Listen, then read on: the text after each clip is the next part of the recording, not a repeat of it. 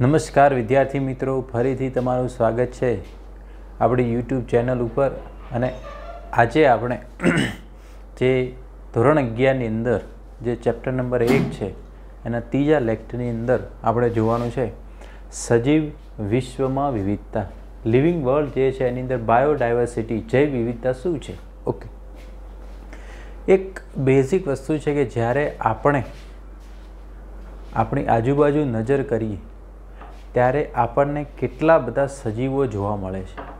Okay, any अंदर तमे जो वनस्पतिओ छे तो वनस्पतिओमां केटली बधी वेरायटी छे, प्राणीओ छे तो एमां केटली बधी वेरायटी छे। ओके, इवन सूक्ष्म जीवो छे, बेक्टेरिया, एमां पण केटली बधी फूग छे, फूग अलग अलग प्रकारनी घणी बधी होय छे। ओके, वनस्पति छे एनी अंदर पण केटली बधी विविधता छे, प्राणीओ छे एनी अंदर पण केटला बधा प्राणीओनी विविधता जोवा मळे छे।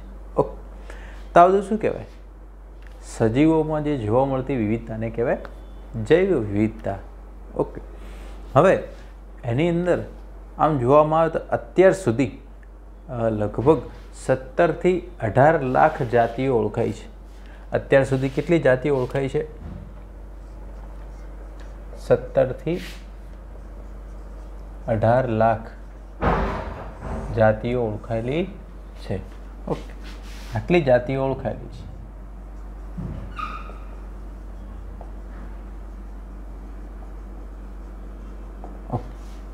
हवे आपणे प्रश्न ए छे आनी अंदर के आटली बधी जातिओ छे पृथ्वी पर, तो दरेकनुं एक चोक्कस नाम होवुं जोईए, बराबर? तो ये सजीव जे छे ए नामथी ज ओळखाय। दरेकनुं एक चोक्कस नाम होय। चोक्कस नाम एटले जैविक नाम, बायोलॉजिकल नाम। एटले के जेम के जैविक नाम एटले केवुं, आ वैज्ञानिक नाम कहेवाय। तमे सांभळ्युं हशे मनुष्य, मनुष्यनुं जैविक नाम छे होमो सेपियन्स। ओके, मॉडर्न ह्यूमन छे एनुं नाम छे होमो सेपियन्स सेपियन्स। ओके, तो जैविक नाम है मनुष्यनु। ओके, अंदरो अंदर तो बधा अलग अलग नाम थी ओळखाता होय, पण धारो के मनुष्य है तो वर्ल्ड वाइड एनु एक ज नाम होमो सेपियन्स। ओके, तो नॉर्मली केवुं होय के कोई पण वनस्पति होय के प्राणी होय, घणीवार केवुं होय एनु लोकल नाम अलग होय, एने अलग नाम थी ओळखता होईए। अलग अलग देश में पाछुं अलग अलग नाम थी ओळखता होईए। घणी एवी जातिओ होई शके छे। ओके, जेम के आपणे जासूद छे, बराबर? तो नॉर्मली संस्कृत जे छे ए भाषामां एने पद्मचरिणी कहेवाय। शुं कहेवाय? पद्मचरिणी। ओके, इंग्लिश जे छे एनी अंदर एने शुं फ्लावर कहेवाय? हिबिस्कस कहेवाय। तो एक ज वस्तु जे छे एना 3 अलग अलग नाम छे। ओके, એટલે તમે વિચારો તો એના કરતાં એનું એક પરફેક્ટ વૈજ્ઞાનિક નામ હોય કે આખા વિશ્વમાં એક જ નામથી ઓળખાય, બરાબર છે? ઓકે, તો આ બધું હવે ધારો કે કોઈનું વૈજ્ઞાનિક નામ આપવું હોય તો એને પહેલાં ઓળખવો પડે કે ભાઈ આ સજીવ કયા પ્રકારનો છે, એ વનસ્પતિમાં આવે છે, પ્રાણીમાં આવે છે, ફૂગની અંદર આવે છે, એનું આખું એનાલિસિસ કરવું પડે, એનો આખો ડેટા મેળવવો પડે કે આ શું છે, એના આધારે જ એનું પછી સચોટ વર્ણન અને નામ આપવું પડે। તો કોઈ પણ સજીવ હોય એને નામ આપવું હોય એના ચોક્કસ નિયમો હોવા જોઈએ। આમ આડેધડ કોઈનું નામ આપી દેવાય નહીં। ઓકે, તમારું નામ આપ્યું છે તો એની કુંડળી જોઈને જ આપ્યું છે। ઓકે, તો કુંડળી જોવી પડે આખું, બરાબર છે? ઓકે, તો ચોક્કસ નિયમોને આધીન જે નામ આપવાની પદ્ધતિ છે એને નામાધિકરણ કહેવાય. ચોક્કસ નિયમોને આધીન નામ આપવાની પદ્ધતિને શું કહેવાય? નામાધિકરણ, નોમેનક્લેચર કહેવાય. શું કહેવાય? ઓકે. તો ચોક્કસ નિયમો હોવા જોઈએ, એની અંદર એનું સચોટ વર્ણન હોવું જોઈએ, એના ગુણધર્મો એની અંદર આવી જવા જોઈએ. બરાબર? તો સચોટ વર્ણન જે છે એની ઓળખ વિધિ કહેવાય. શું કહેવાય? ઓળખ વિધિ. એનાથી ઓળખાય. આઈડેન્ટિફિકેશન કહેવાય એને. શું કહેવાય? આઈડેન્ટિફિકેશન. ઓકે, ચલો. તેને ઓળખવો પડે, એના ગુણધર્મ ચેક કરવા પડે, પછી જ એનું નામ આપવાનું. ઓકે. હવે જે પણ બધા પ્રાણીઓને નામ આપવામાં આવે છે, ઓકે, તો એના અમુક ચોક્કસ નિયમો બનાવેલા છે ઇન્ટરનેશનલ લેવલે. તો કોઈ પણ પ્રાણી હોય એને નામ આપવાની જે મેથડ છે એના નિયમો કોના હેઠળ આવે છે? ICZN, international code four zoological nomenclature. International code four zoological nomenclature. આના હેઠળ કોને નામ આપવામાં આવે? પ્રાણીઓને નામ આપવામાં આવે. આના જે પ્રમાણે રૂલ્સ બનાવેલા છે કે પ્રાણીઓને આ રીતે નામ આપવાના. ઓકે. જે ઓર્ગેનાઇઝેશન છે, આ સંસ્થા છે, ઇન્ટરનેશનલ કોડ ફોર ઝૂ. આપણે ઝૂ એટલે પ્રાણીઓ કહેવાય. શું કહેવાય? પ્રાણી. ઓકે. વનસ્પતિઓને નામ આપવા છે ICBN, international code for botanical nomenclature. ચલો, international code for botanical nomenclature. Okay. આ ઝેડનો મતલબ થાય ઝૂલોજિકલ. તો કોઈ પણ વનસ્પતિ છે એને નામ આપવાના જે નિયમો જે છે એ ICBN એ બનાવેલા છે. કોને બનાવેલા છે? ICBN. ઓકે. એવી જ રીતે અમુક બીજા સજીવો છે એને પણ નામ આપવાની અમુક મેથડ છે. ઓકે. જેમ કે વાયરસ છે, international code four viral nomenclature, ICVN. અને વીનો મતલબ થાય વાયરસ. વાયરસને નામ આપવાની આ મેથડ છે એ ICVN, એનો ઇન્ટરનેશનલ કોડ છે. Okay. International code for cultivated plants. Cultivated plant એટલે અમુક પ્લાન્ટ જે છે એ બધા પ્રયોગશાળામાં બનાવેલા હોય. અમુક વનસ્પતિઓ જે છે પ્રયોગશાળામાં બનાવેલી એને કલ્ટિવેટેડ પ્લાન્ટ કહેવાય. હાઇબ્રિડ વેરાયટી અમુક બનાવેલી હોય એ કલ્ટિવેટેડ પ્લાન્ટ કહેવાય, આર્ટિફિશિયલ. તો એને international code for cultivated plants, એના નિયમો હેઠળ. હવે કોઈ પણ જે જૈવિક નામ છે એની અંદર બે વસ્તુનો સમાવેશ થાય છે. કોઈ પણ સજીવ જે છે એનું ઇન્ટરનેશનલ એટલે કે એનું જે જૈવિક નામ છે આપણે એને બાયોલોજિકલ નામ કહીએ. એની અંદર બે વસ્તુનો સમાવેશ થાય. ઓકે. જેમ કે આપણી વાત કરી હતી કે ભાઈ હોમો સેપિયન્સ, આ મનુષ્યનું જૈવિક નામ છે. કોનું? મનુષ્યનું. ઓકે. તો આની અંદર બે વસ્તુ તમને દેખાય છે, એક હોમો અને બીજું છે સેપિયન્સ. ઓકે. તો અહીંયા જે હોમો જે છે, તો આવી જે પદ્ધતિ છે કે બે નામ આપવાની પદ્ધતિ, એને દ્વિનામી નામકરણ પદ્ધતિ કહેવાય. શું કહેવાય? દ્વિનામી નામકરણ પદ્ધતિ.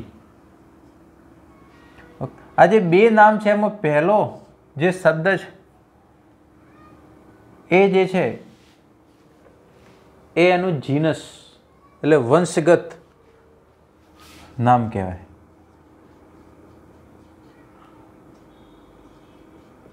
આ એનું જીનસ કહેવાય, એ દર્શાવે છે.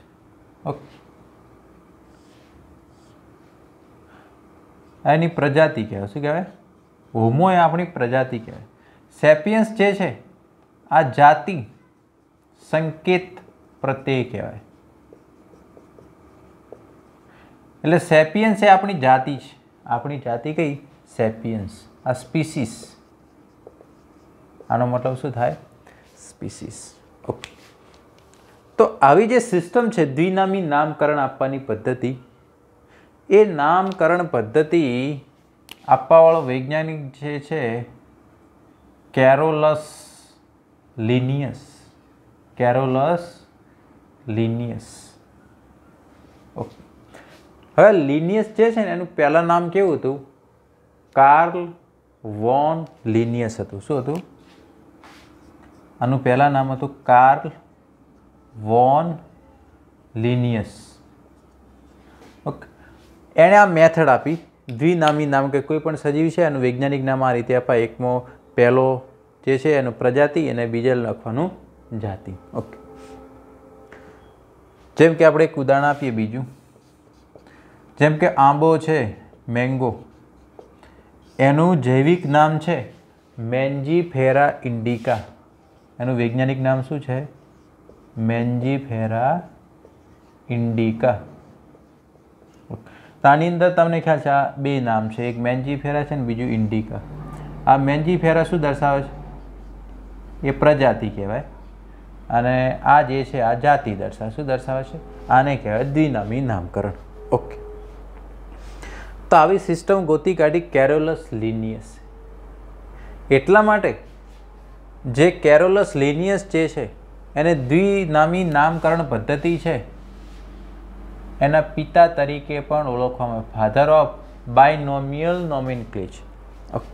હવે આપણે નામની ડિસ્કશન કરીએ. પહેલાંનું નામ હતું કાર્લ વોન લિનિયસ, પણ જ્યારે એની આ મેથડ્સ એક્સેપ્ટ થઈ ને કે ભાઈ આ રીતે દ્વિનામી નામકરણ પદ્ધતિ વર્લ્ડ વાઇડ એક્સેપ્ટ થઈ ગઈ, પછી એણે પોતાનું નામ બદલી નાખ્યું.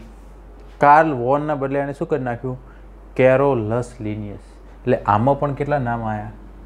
બે.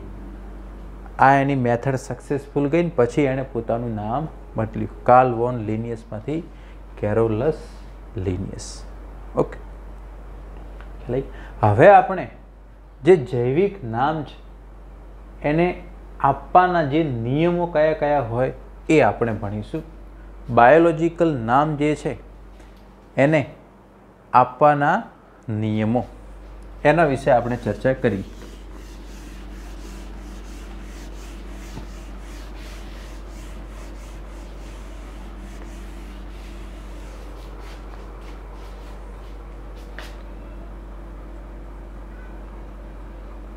જૈવિક નામકરણના સાર્વત્રિક નિયમો.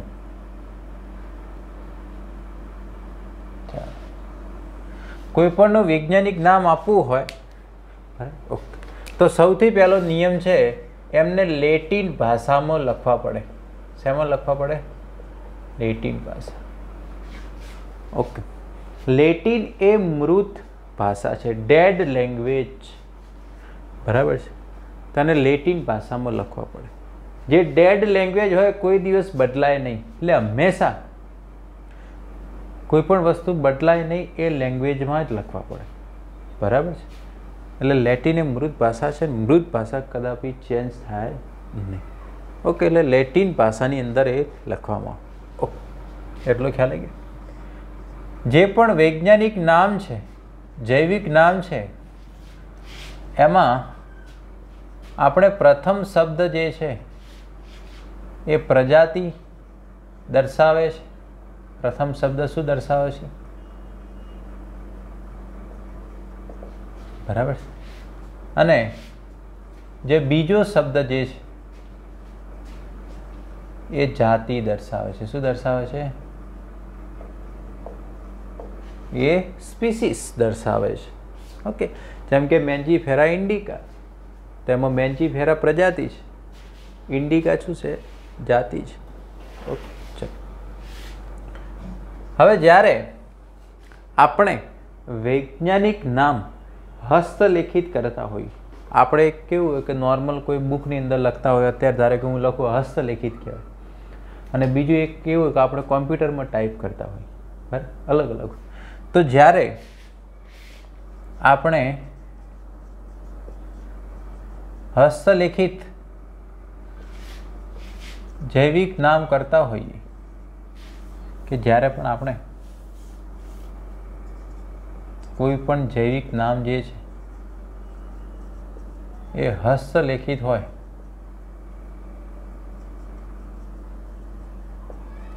તો એની નીચે આડી લાઈન કરવાની હોય, એની નીચે આડી લાઈન દર્શાવવાનું.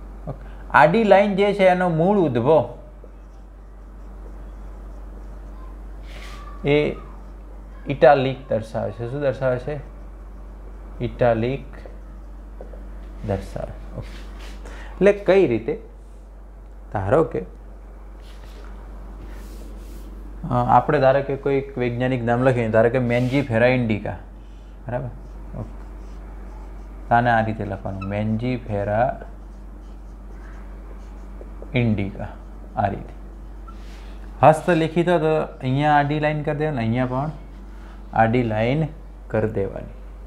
ઓકે, ખ્યાલ આવે? અને જો કોમ્પ્યુટરમાં ટાઈપ કરતા હો તો એને ઇટાલિક લખવાના. કેવા લખવાના? ઇટાલિક. આપણે ખબર છે કોમ્પ્યુટરમાં 3 ઓપ્શન આવે, બોલ્ડ, ઇટાલિક ને અંડરલાઇન. આપણે ધારો કે કંઈ પણ લખ્યું હોય કે ભાઈ આ રીતે ABCD, બરાબર, આ તમે લખો અને પછી તમે એને ઇટાલિક સિલેક્ટ કરી દો તો આ જ વસ્તુ તમને કેવી ત્રાંસી દેખાય. શું દર્શાવે? એટલે એ ઇટાલિક કહેવાય. શું કહેવાય? ઇટાલિક. તો જ્યારે કોઈ પણ વૈજ્ઞાનિક નામ કોમ્પ્યુટરાઇઝ લખતા હો તો એને ઇટાલિક કરી દેવાના. કેવી રીતે કરી દેવાના? અને જો હાથથી લખતા હો નીચે અંડરલાઇન કરી દેવાનું. એટલે અંડરલાઇનનો મતલબ થાય કે વસ્તુ શું દર્શાવે છે? ઇટાલિક ઓરિજિન દર્શાવે. શું દર્શાવે છે? ઇટાલિક. ઓકે. અને એનો મૂળ ઉદ્ભવ જે છે એ લેટિન છે. મૂળ ઉદ્ભવ શું દર્શાવે છે? લેટિન. ઓકે, એટલી વસ્તુ તમારે ધ્યાનમાં રાખવાની. ઓકે, ચલો. એના પછી જ્યારે વૈજ્ઞાનિક નામ લખો ત્યારે જે પ્રજાતિ હોય, આ પ્રજાતિ, પહેલું જે હોય પ્રત્યે આખું પ્રજાતિ, બીજા નંબરનું જાતિ. તો પ્રજાતિનો પહેલો અક્ષર કેપિટલમાં લખવાનો, એટલે મોટી લિપિમાં લખવાનો. તો જો આપણે મેન્જીફેરામાં એમ કેવો લખ્યો? કેપિટલ. કેવો લખ્યો? કેપિટલ. એટલે જે પ્રજાતિ જે છે એનો પહેલો અક્ષર આપણે લખી દેવાનો મોટી લિપિમાં, બરાબર? જેમ કે આર્યવા. અને જે જાતિ છે એનો પહેલો અક્ષર, જે જાતિ છે એનો પહેલો અક્ષર નાની લિપિમાં લખવાનો. નાની લિપિ એટલે બીજી ABCD આપણે જે કહીએ ને એ સ્મોલ લેટર. દેખો, જાતિનો પહેલો લેટર આપણે કેવો કર્યો? સ્મોલ. પ્રજાતિનો પહેલો લેટર કેવો કર્યો? કેપિટલ. આટલી વસ્તુ તમારે આની અંદર ખાસ ધ્યાનમાં રાખવાની. ઓકે, ચાલો. આટલા નિયમો ખ્યાલ આવી ગયા? હવે આપણે આગળ જોઈએ કે જે સંશોધન કરતા હોય, બરાબર, કોઈ પણ સંશોધન કરતા નામ આપવાવાળો કોઈ તો હોય ને. ઓકે, ખાલી રૂલ્સ આ ફોલો કરવા પડે. જે પણ સંશોધન કરતા હોય, નામ આપવાવાળો હોય, વૈજ્ઞાનિક હોય, સંશોધન કરતા છે, બરાબર, એનું નામ છેલ્લે સંક્ષિપ્તમાં દર્શાવવાનું હોય. ઓકે, જેમ કે ભાઈ આ મેન્જીફેરા ઇન્ડિકા છે એ નામ લિનિયસે આપેલું. કોને આપેલું? લિનિયસ. તો એને કઈ રીતના દર્શાવવાનું? ધારો કે આપણે લખ્યું કે ભાઈ મેન્જીફેરા ઇન્ડિકા. ઓકે, અને લિનિયસે દર્શાવ્યું તો એનું શોર્ટમાં અહીંયા લખી દીધું LINN. બરાબર? તો લીન એ શું દર્શાવે છે કે ભાઈ આનો જે નામ આપવાવાળો ભાઈ જે છે લિનિયસ છે. કોણ છે? લિનિયસ. તમે કોઈ વનસ્પતિ શોધી કાઢો, તમે નામ આપો તો તમારું જ લાગે. બરાબર છે? ઓકે, ખ્યાલ આવે છે? તો આ જે છે આ વર્ગીકરણના નિયમો છે. હવે આપણે અમુક સાયન્ટિફિક નેમ તમને કહીએ, એના ઉપરથી તમને થોડો વધારે ખ્યાલ આવશે. ઓકે, જેમ કે મકાઈ છે, આપણે એને મેઝ કહીએ. શું કહીએ? મેઝ. એનું સાયન્ટિફિક નેમ છે જીયા મેઝ. એનું વૈજ્ઞાનિક નામ શું થાય? જીયા મેઝ. ઓકે, જેમ કે આપણે દેડકો હોય, ફ્રોગ, એનું વૈજ્ઞાનિક નામ છે રાના ટિગ્રીના અથવા રાના ટાઇગ્રીના. ઓકે, આ પ્રજાતિ, આ શું છે? જાતિ. ખ્યાલ આવે છે? ઓકે, ધારો કે વાઘ છે, ટાઈગર કહીએ એને, એનું વૈજ્ઞાનિક નામ છે પેન્થેરા ટાઇગ્રીસ. એનું વૈજ્ઞાનિક નામ શું છે? પેન્થેરા ટાઇગ્રીસ. સિંહ છે, લાયન, એનું વૈજ્ઞાનિક નામ છે પેન્થેરા લિયો. પેન્થેરા લિયો. દીપડો છે, એનું વૈજ્ઞાનિક નામ છે પેન્થેરા પાયડસ. પેન્થેરા પાયડસ એ કોનું વૈજ્ઞાનિક નામ છે? દીપડાનું. ઓકે, જેમ કે બટાકા છે, એનું વૈજ્ઞાનિક નામ છે સોલેનમ ટ્યુબ્રોઝમ. સોલેનમ ટ્યુબ્રોઝમ. એવી રીતના રીંગણ છે, એનું વૈજ્ઞાનિક નામ છે સોલેનમ મેલોન્જેલા. સોલેનમ મેલોન્જેલા. ઓકે, તો આ બધા વૈજ્ઞાનિક નામ છે. શું છે? જૈવિક નામ છે અલગ અલગ સજીવોના. ઓકે, આટલી વસ્તુ આની અંદર તમારે ધ્યાનમાં રાખો. બીજું તમે જો કે કોઈ પણ વૈજ્ઞાનિક નામ જે છે એની અંદર પ્રજાતિ હોય કે જાતિ, એમાં 3થી ઓછા અક્ષર, 3થી ઓછા લેટર નહીં હોય. તમે દેખો, મિનિમમ અહીંયા કેટલા લેટર છે? 1, 2 અને 3. અને વધુમાં વધુ 12થી વધારે પણ નહીં હોય. જેમ કે આ છે 1, 2, 3, 4, 5, 6, 7, 8. અમુક રેર કેસમાં હોય, બાકી જનરલી ઓછામાં ઓછા 3 લેટર હોય, વધુમાં વધુ 3થી ઓછા ના હોય, 2 ના હોય, ને 12થી વધારે પણ ના હોય. તો આ બધા વૈજ્ઞાનિક નામ આપવા માટેના નિયમો છે, મોસ્ટ ઇમ્પોર્ટન્ટ છે. ઓકે, અને લિનિયસે આ પદ્ધતિ શોધી કાઢી. ઓકે, ચલો હવે અલગ અલગ સજીવોમાં શું વર્ગીકરણ પદ્ધતિનો ઇતિહાસ છે એના વિશે આપણે જોઈએ.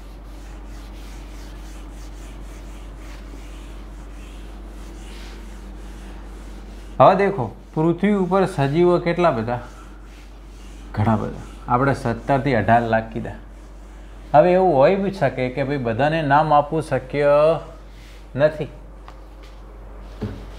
આટલા બધા છે, બધાને વૈજ્ઞાનિક નામ આપવું શક્ય નથી, પણ એમને આપણે વર્ગીકૃત તો કરી શકાય ને, કે ભાઈ આ જે છે વનસ્પતિની અંદર આવે છે, વનસ્પતિમાં પર્ટિક્યુલર, કે ભાઈ આ દ્વિદળીમાં આવે છે.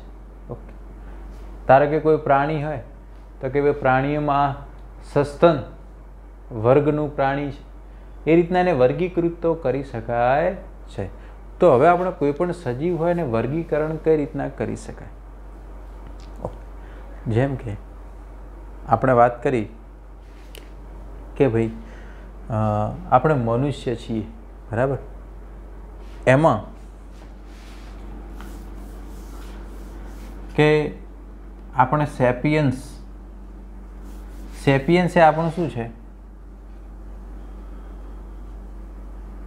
એ જાતિ છે. શું છે? જાતિ. ઓકે, બરાબર ને? સેપિયન્સ એ આપણી શું છે?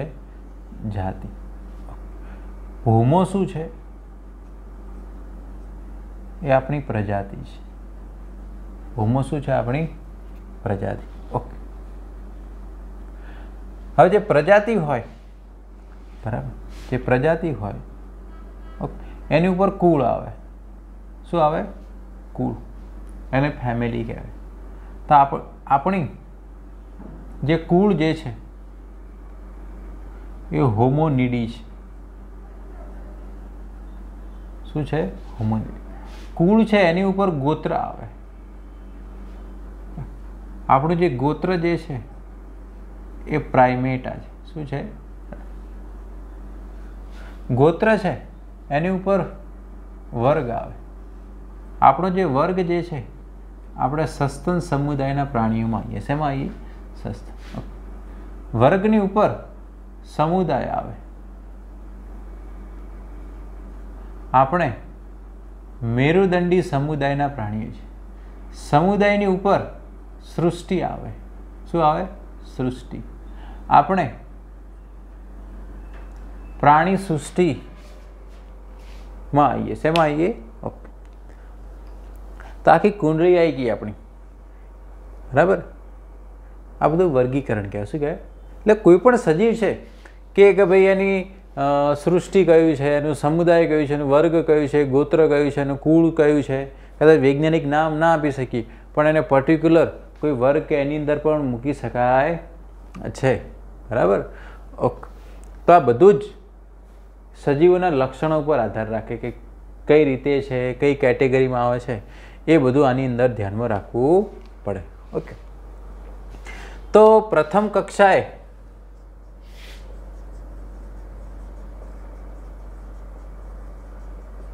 બરાબર, પ્રથમ કક્ષાએ આપણે એવું કહી શકીએ કે ભાઈ વર્ગીકરણ જે છે એ અર્થકારક જૂથ વહેંચણી છે. કેવું છે? અલગ અલગ જૂથમાં આપણે. હવે ધારો કે આપણે કોઈ પણ જૂથની વાત કરતા હોઈએ. હવે વર્ગીકરણ કોને કહેવાય? ટેક્સોનોમી. એ મોસ્ટ ઇમ્પોર્ટન્ટ છે. એ દેખો, આપણા મનુષ્ય છે તેને વર્ગીકૃત કરે. શું કરે? વર્ગીકૃત. ટેક્સોનોમી કોને કહેવાય? કે કોઈ પણ સજીવ જે છે એને વર્ગીકૃત કરવાની પદ્ધતિને શું કહેવાય? વર્ગીકરણ. ઓકે. એટલે વર્ગીકરણ જે છે સજીવોને વર્ગીકૃત કરવાની સગવડ ભરેલી કક્ષાઓ છે. આપણે એવું લઈશું.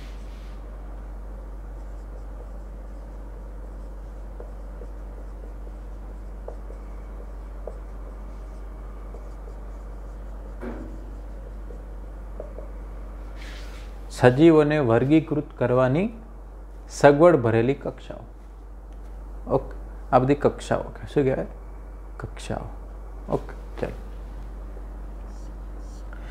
હવે આપણે કોઈ પણ સજીવને ચોક્કસ જૂથ વહેંચણી પણ કરતા હોઈએ કે આ વસ્તુ જે છે, આ પ્રાણીઓ છે, આ જૂથની અંદર આવતા હોય, આ જૂથની અંદર આવતા હોય. ઓકે. તો ચોક્કસ આપણે જૂથ વહેંચણી પણ કરતા હોઈએ. ઓકે. જેમ કે વનસ્પતિઓ છે એ એક જૂથ કહેવાય, પ્રાણીઓ છે એ પણ એક જૂથ કહેવાય. ઓકે. ધારો કે પ્રાણીઓની અંદર પણ જે ધારો કે કૂતરાઓ છે એ પણ એક જૂથ કહેવાય. તો એ બધી વસ્તુ તમારે ધ્યાનમાં રાખવાની. ઓકે. ધારો કે પ્રાણીનું બિલાડી પણ છે એ પણ એક શું કહેવાય? એક જૂથ કહેવાય. શું કહેવાય? તો ઇન્ડિવિજ્યુઅલી તો આ બધા જૂથ જ કહેવાય, બરાબર. કોઈ પણ જે છે એની જૂથ વહેંચણી કરીએ છીએ. શું કરીએ છીએ આપણે? ઓકે. એની અંદર બધી અલગ અલગ કક્ષાઓ પાડેલી હોય. જૂથ વહેંચણીની અંદર આપણે અલગ અલગ શું કરેલી હોય? ઓકે. તો એની અંદર એક વસ્તુ ધ્યાન રાખવી કે વર્ગક જે છે એ જુદી જુદી કક્ષાઓનું નિર્દેશન કરે છે.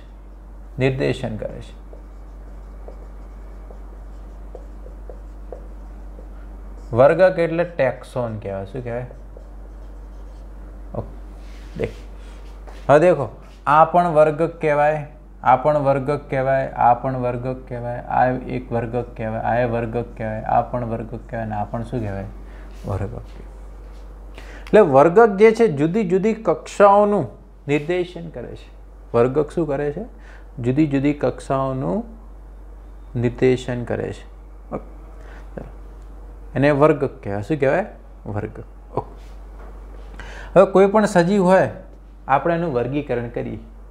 ધારો કે કોઈ નવું પ્રાણી મળી આવ્યું તો આપણે શું કરશું? અમુક એના ગુણધર્મ ચેક કરીએ ને કે ભાઈ કેવું દેખાય છે, કોના લક્ષણો મળતા આવે છે, એના આધારે એને મૂકશું કે ભાઈ સૌથી પહેલાં કે ભાઈ વનસ્પતિ છે કે પ્રાણી, કે ભાઈ પ્રાણી છે તો કે ભાઈ મૂકી દો પ્રાણી સૃષ્ટિમાં. ઓકે.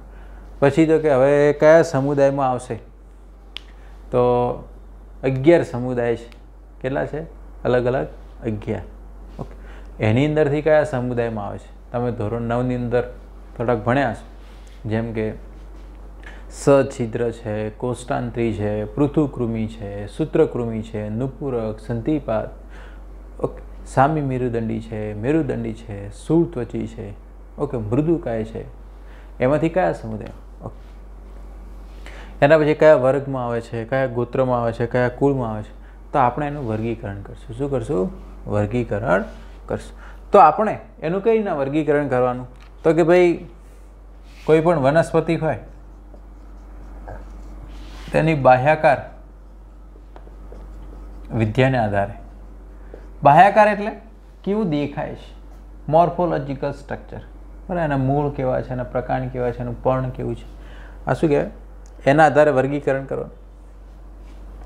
તેની લાક્ષણિકના આધારે વર્ગીકરણ કરી શકાય. ઓકે, ચાલો આટલી વસ્તુ તમારે ધ્યાનમાં રાખો. તો સજીવ જે છે એને વિવિધ વર્ગકોમાં વર્ગીકૃત કરવાની પદ્ધતિને શું કહેવાય? વર્ગીકરણ. સજીવને વિવિધ વર્ગકોમાં વર્ગીકૃત કરવાની પદ્ધતિને શું કહેવાય? વર્ગીકરણ. આપણે કીધું આ પણ એક વર્ગક છે. આ આખું વર્ગીકરણ કહેવાય. આપણું શું કહેવાય? ટેક્સોન. ઓકે. સજીવોને વિવિધ વર્ગક જે છે એની લાક્ષણિકતાના આધારે એના વિવિધ વર્ગકમાં વિભાજન કરવાની પ્રક્રિયાને વર્ગીકરણ કહેવામાં આવશે.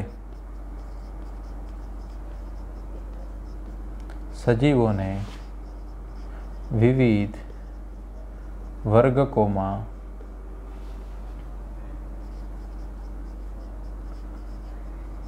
વિભાજિત અથવા વર્ગીકૃત કરવાની પદ્ધતિને વર્ગીકરણ કહેવાય. શું કહેવાય? વર્ગીકરણ શબ્દ જે છે ને એ સૌ પ્રથમ આ જે શબ્દ જે છે ધ કેન્ડોલ નામના વૈજ્ઞાનિકે આપ્યો. કયા વૈજ્ઞાનિકે આપ્યો? ધ કેન્ડોલ. ઓકે, ચલો આટલી વસ્તુ ખ્યાલ આવી ગઈ. એટલે આપણે વનસ્પતિની બાહ્યાકાર વિદ્યા તો કે ભાઈ બાહ્યાકાર રચના, એવી જ રીતના કોઈ પણ સજીવ છે એને વર્ગીકૃત કરવો હોય, બરાબર, તેના બધા અલગ અલગ લક્ષણોને ધ્યાનમાં લેવા પડે. આડેધડે એનું વર્ગીકરણ થાય નહીં. તેની કોઈ પણ સજીવ તો એની કોષની રચના ચેક કરવી પડે કે ભાઈ કોષ કેવા પ્રકારનો છે, કે ભાઈ આદિકોષ કેન્દ્રી છે કે સુકોષ કેન્દ્રી છે. ઓકે, એટલું. એની બાહ્ય રચના કે ભાઈ કેવું દેખાય છે. ઓકે, એની આંતરિક રચના પણ ચેક કરવી પડે કે ભાઈ આંતરિક રચના પણ કેવી છે, ઇન્ટરનલ સ્ટ્રક્ચર એ પણ. એનો વિકાસ પ્રક્રિયા કેવી છે એ પણ ચેક કરવું પડે. એની પરિસ્થિતિકીય જાણકારી એ પણ હોવી જોઈએ, નહીંતર એનું વર્ગીકરણ પ્રોપર થાય. આટલી વસ્તુ ધ્યાનમાં રાખવી પડે કે ભાઈ કોષ રચના, એની બાહ્ય રચના, એની આંતરિક રચના, વિકાસ, એની પરિસ્થિતિ કે એટલે કેવા પ્રકારના માહોલમાં રહે છે, કેવા સજીવ વચ્ચે એ આંતરક્રિયા કરે છે, બધું જ ચેક કરવું પડે. આડેધડ કશું ચાલે જ નહીં. તો આટલી વસ્તુ તમારે આની અંદર ધ્યાનમાં રાખવાની.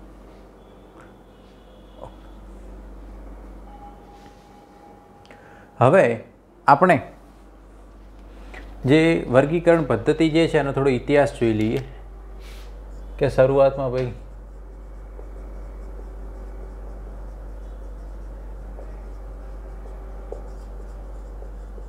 આટલું જોઈ અને નેક્સ્ટ લેક્ચરની અંદર આ બધું આપણે ડિટેલમાં જોઈશું.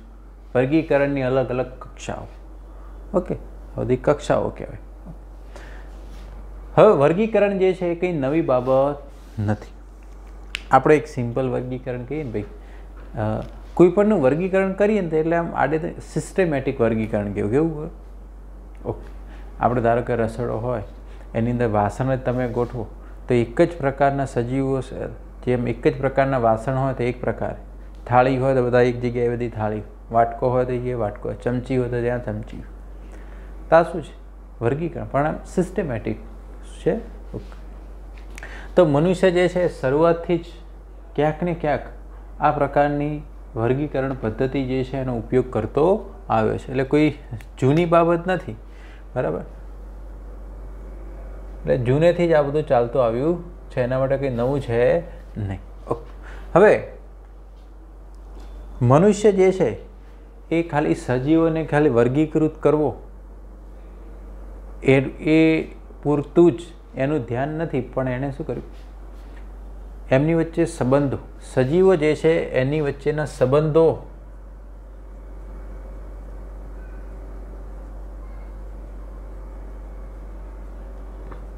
કેળવવામાં એનો રસ, કે અલગ અલગ પ્રકારના સજીવો વચ્ચે શું સંબંધો છે, કયા સજીવો છે એક જેવા છે, બરાબર. તો એના આધારે આખી નવો શબ્દ આવ્યો, સિસ્ટેમેટિક્સ. કેવો શબ્દ આવ્યો? ઓકે. તો વિવિધ પ્રકારના સજીવો વચ્ચેને સંબંધો ચેક કરવાની પદ્ધતિ છે, બરાબર. એને કહેવાય પદ્ધતિ સરનું વિજ્ઞાન. ઓકે, સિસ્ટેમેટિક્સ કહેવાય. શું કહેવાય? Okay, systematic study. ઓકે, ચાલો. હવે આ શબ્દ જે છે સિસ્ટેમેટિક્સ એ સિસ્ટેમા પરથી ઉતરી આવ્યો. કોના ઉપરથી ઉતરી આવ્યો? સિસ્ટેમા. સિસ્ટેમા જે છે આ લેટિન શબ્દ છે. કેવો શબ્દ છે? એના ઉપરથી એ ઉતરી આવ્યો. ઓકે. અને એનું જે લિનિયસ જે છે ને, એણે એક બુક પણ લખી હતી, બરાબર, કેરોલસ લિનિયસ. એની જે બુક જે છે એનું એક શીર્ષક સિસ્ટેમા નેચરી, સિસ્ટેમા નેચર. ઓકે, એના ઉપરથી આ સિસ્ટેમેટિક શબ્દ ઉતરી આવ્યો, બરાબર. ઓકે, આટલી વસ્તુ તમારે ખાસ ધ્યાનમાં રાખો. અને કોઈ પણ સજીવનું તમે વર્ગીકરણ કરો એટલે એનું મહત્ત્વ ઉદ વિકાસમાં પણ છે. કોની અંદર? ઉદ વિકાસ એટલે કે ઇવોલ્યુશન. પૃથ્વી ઉપર જ્યારે શરૂઆતમાં કોઈ સજીવો નહોતા, ધીરે ધીરે ધીરે અલગ અલગ અલગ પ્રકારના કેટલાય સજીવો અસ્તિત્વમાં આવી ગયા. આ વસ્તુ શું કહેવાય? ઉદ વિકાસ કહેવાય. શું કહેવાય? ઇવોલ્યુશન તરીકે ઓળખવામાં આવે છે. તો આપણે વાત કરી હતી કે ભાઈ સિસ્ટેમેટિક શબ્દ જે છે આરે લિનિયસે આપ્યો. સૌપ્રથમ કોણે આપ્યો? લિનિયસ. પદ્ધતિસરનું જે પ્રોસેસ છે આ શબ્દ આપવાવાળો લિનિયસ. ને વર્ગીકરણ શબ્દ આપ્યો ધ કેન્ડોલે. કોણે આપ્યો? ધ કેન્ડોલ. આટલી વસ્તુ તમારે ખાસ ધ્યાનમાં રાખવું. આજના લેક્ચરની અંદર આપણે આટલું રાખીએ છીએ. નેક્સ્ટ લેક્ચરની અંદર આપણે વર્ગીકરણની કક્ષાઓ વિશે જોઈશું. Thank you.